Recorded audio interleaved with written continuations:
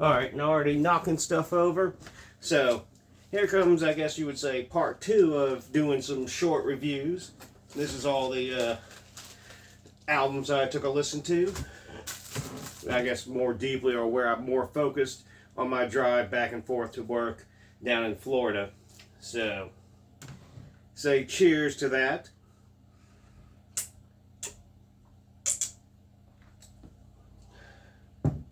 So first off, I'm going to go in the order of which I listened to them from going down there and then my return trip later that week. This week. Today. So this is Doomsday Student, a self-help tragedy.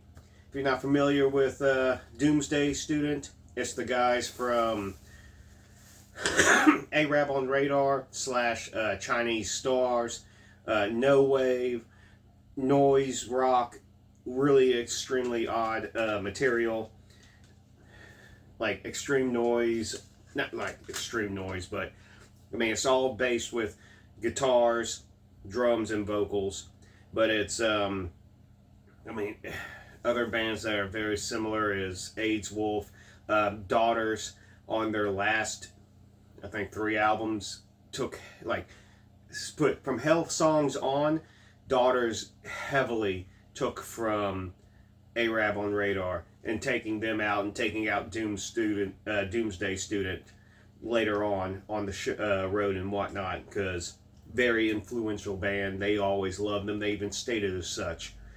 But really enjoy the album. It's their trademark sound. The only thing I have to say there is no some of that chaotic energy that you got off of like from their previous album, that Ape in Love, that like really chaotic, fucking upbeat.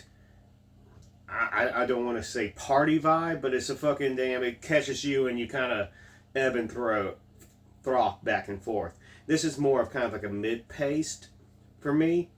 I enjoyed everything on it. It's just it was like, yeah, this is good. There's nothing that grad or like with Arab on Radar's. Mind is a Muffler. It had that high energy tension build and then release. Didn't have quite as many of those on here. It was just kind of like, here's the song, it's being presented, and okay, it's ended. The end. But still enjoyed it regardless. Next up, I talked about their previous, or I think it was the album that came out after this one. This is Monte Pignamb, or Pignamb, As Blades into the Firmament. This one is a bit more straightforward black metal, but it's still that Black and Death. Really fucking awesome, well executed. Boo boo. April Pond. Executed Black Death. Like I said, a little bit more black metal-esque on this one. And really found it fantastic. I must have ordered them at the same time. I just did not listen to both at the exact same time. That's your whole...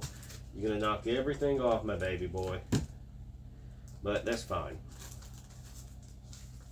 Really awesome. Like I said, quick, to the point. Can't say I can look forward to the next one because I already have the next one. So the next one after that will be awesome as well, I bet. Next up, I have Domination, Evil Control, 4-song EP. Really excellent, just old school, just grimy death metal, influenced by like early Incantation. Not so much with the heavy blasting, more in the doom trodden. Some faster segments with that kind of Kyle signature bomb blast in parts, but really excellent EP. I look forward to seeing what they do further with the band. I mean, with 4 songs, and it still was probably, I think, around 25 minutes or 26 minutes long. Pretty hefty fucking release. Baby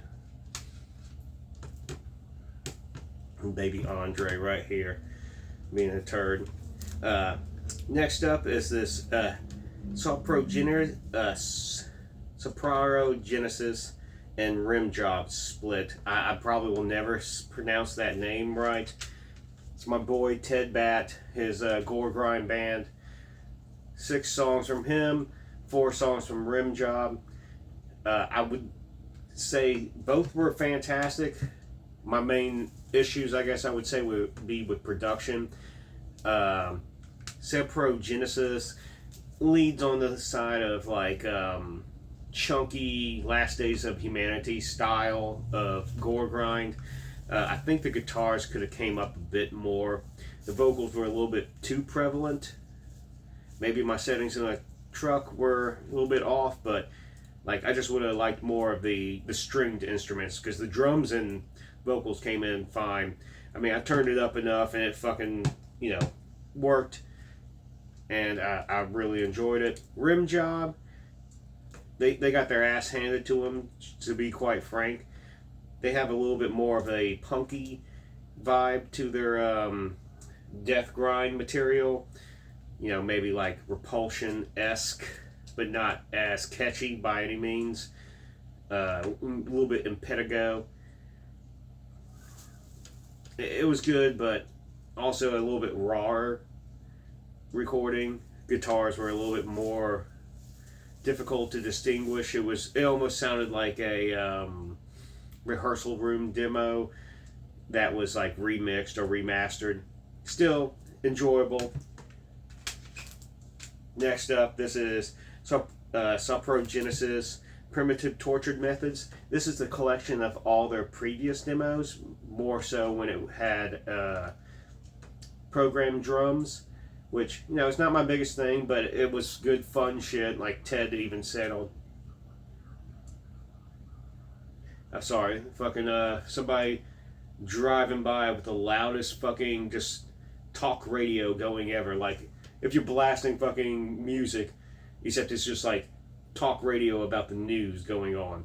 Anyway, I really appreciate this. I did like listening to all the demos. I remember as he was releasing them online, digging it. He didn't have any physicals, even though it had a drum machine. I'm cool with that. Went into almost black MIDI with the drum programming on certain points. I can appreciate it for what he did for the limited parts on there. It was interesting. Almost borders more on like Mortician and Intense Hammer Rage. Well worth picking up. Now I look forward to everything else coming out. I know that he has more coming out. Next up, got a slew of these from that Hell's Headbangers 10 CDs for $50 package that I got a while back. So this is Gouge, Beyond Death. Blackened thrash death metal, a little bit heavy on the thrash and death. Black as the sprinklings on top. This was really good. It's a 2-piece, 12 songs. Really fucking just fantastic, precise, like to the point songwriting. All the meat, none of the fat. Highly recommend. Nothing else I can really add to that. It's just dirty, grimy, in all the right spots. And look forward to listening to more of it. Next up, this is Evil Damn, Necronomicon. I really enjoyed this album. The production sounded great. Black and Death, or I guess more of a thrashy, same sort of like thrashy Black and Death, but to me it was like if it was heavily a death metal band heavily influenced by Slayer. You could definitely tell that, which nothing wrong with that. It's just, it's not like you're listening to Rain in Blood and then like Chopped Up or anything. It's like you could tell Slayer's their main fucking influence, especially since they did that Tom Araya high-pitched scream like 4 different times during this album. And I mean, that's the only reason you do that is because you got it from there, or maybe Sarcophago or fucking a little bit of that, but it really, a lot of it kind of pulls from Slayer, and nothing wrong with that. I love that. My only little nitpicks is I think that the vocals could come down slightly in a mix. Sometimes they sit perfectly and I like it. Sometimes they sit a little bit above the mix, almost like a karaoke style, and I get taken out of it. No big deal though. And I'd almost say a lot of sections could have been like two notches higher in speed level. Like it could have just been like, oh, like they're hammering away. I'm like, if you did just a little bit faster, this would be like Polish, like Vader or something. Not that I'm saying like it would sound exactly like Vader. There's some elements in here or elements that guitar interplay that sounds like Nile off their first, not their first one, but off of Amongst the Catacombs that I really dug. It just had, like, it built a lot of energy. Like, I think it could have been more unhinged, I guess you can say. Like, I look forward to hearing a new album from them. And, I mean, very confident, very technical in parts. Just, I think it could just be pushed even further. And I think just upping the tempo just a bit hair more would have been fucking great overall. That's why I kept on thinking the entire time. It's like, if this was like sped up by, 0.5, this would be fucking awesome. Or like, 0.6, and this would just like really tear someone's head off. Next up, Grave Worm. Very familiar band. Normally it's like Black and Death metal. I say normally because this particular album, Infernal Legion, or Minions, Infernal Minions, this one almost comes off more as doomish, almost like Cyanide to a degree. I mean, it still has this thrashy Black and Death roots, and then the black metal vocals all throughout. But the kind of like the production, I think the session drummer that was on here, he kind of brings it down to that kind of doomier Cyanide type sound. Like if you had someone like, since I was talking about him earlier, like Dave Lombardo fucking playing drums, yeah, you're going to get it more fucking faster. You could keep all the guitars the same and you get this more energetic, thrashy, blackened vibe. But with Tony on here, a lot more slower pace, and it gets that more kind of like earthy to it. And then with the production that they used and the guitar tone that they used, you got more, like to me, it sounded a little bit more like Cyanide. Not quite exactly because it wasn't tuned down that low, but still enjoyable. Really thought it was a good piece of work. Followed up to that, this is Goat Semen. Love the fucking artwork, love the logo. It's a 5-song EP, Fuck Christ. Woo! Gotta be like that. But they more than make up for the unoriginality with those two, even though they've been around for fucking ever. Fantastic, just chainsaw through the guts guitar tone, and not HM2. It's just fucking the riffing style with really raw fucking distortion, but everything's completely clear. Fucking love it. Really inspiring.